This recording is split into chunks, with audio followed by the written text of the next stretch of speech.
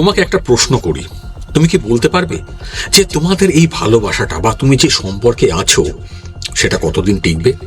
কি ভাবছো? এটা আবার আগে থেকে বলা সম্ভব নাকি, তাই তো?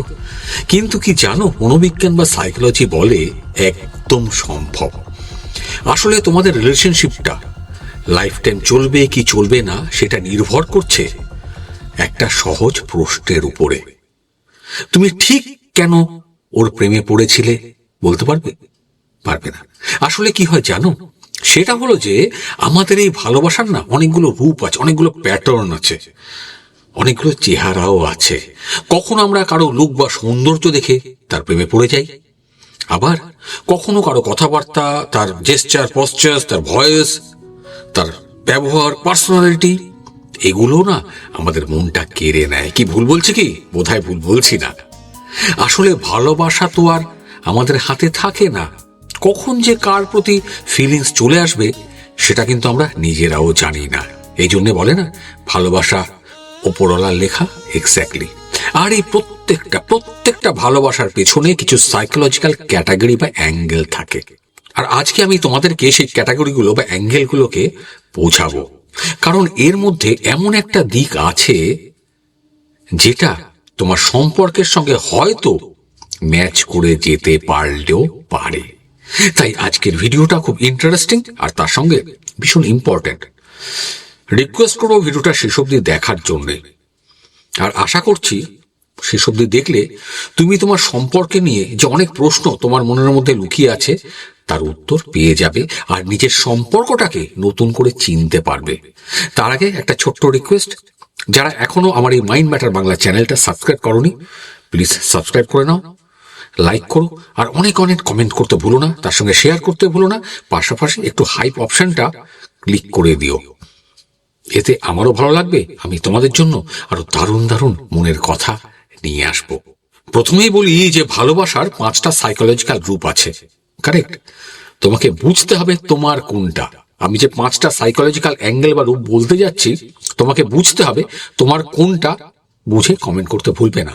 প্রথম বা 1 নম্বর যেটা হচ্ছে সেটাকে বলা হয় মোহ বা ইনফ্যাচুয়েশন। শুধু রূপ দেখে ভালোবাসা হয় না।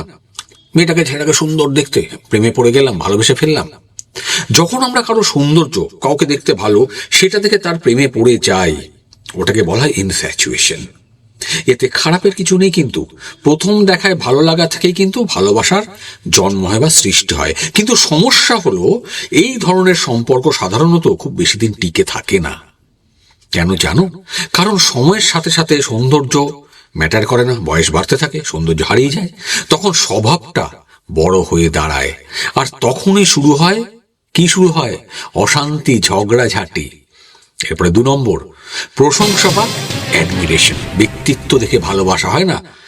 অনেক স্কুল টিচার বা আমার বয়সে খুব বড় টিচার বা দেখে একটা প্রেমে পড়ে যাই আমরা, সেরকম।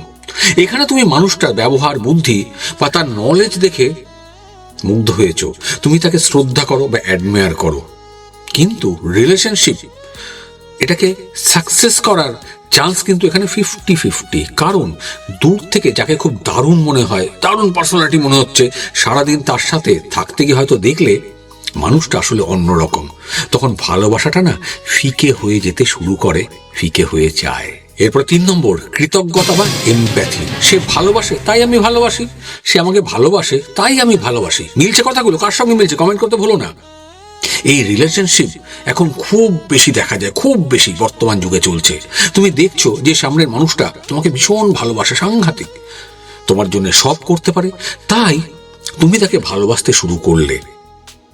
তুমি হয়তো ভাবছো ও তো এত ভালো, এর থেকে ভালো কেউ হবে না, ও আমার লাইফ, সবকিছু, তাই ওকে আমার বিয়ে করা উচিত। কিন্তু এখানে একটা সমস্যা হয়, এক্স্যাক্টলি এখানে একটা প্রবলেম হয়।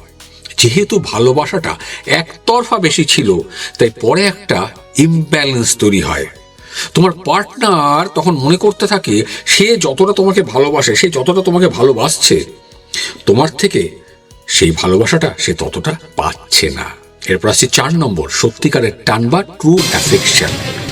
সব দোষ জেনেও আমি পাগলের মতো তার পাশে থাকার চেষ্টা করি। তোমরা হয়তো সারাদিন ঝগড়া করছো, সারাদিন। আমি আমার এই কনসাল্টিং যখন করি বহু ফোন আসে, একই কথা, সারাদিন ঝগড়া করে, কিন্তু দিনের শেষে আবার তারা একসঙ্গেই থাকে। হয়তো তুমিও আছো।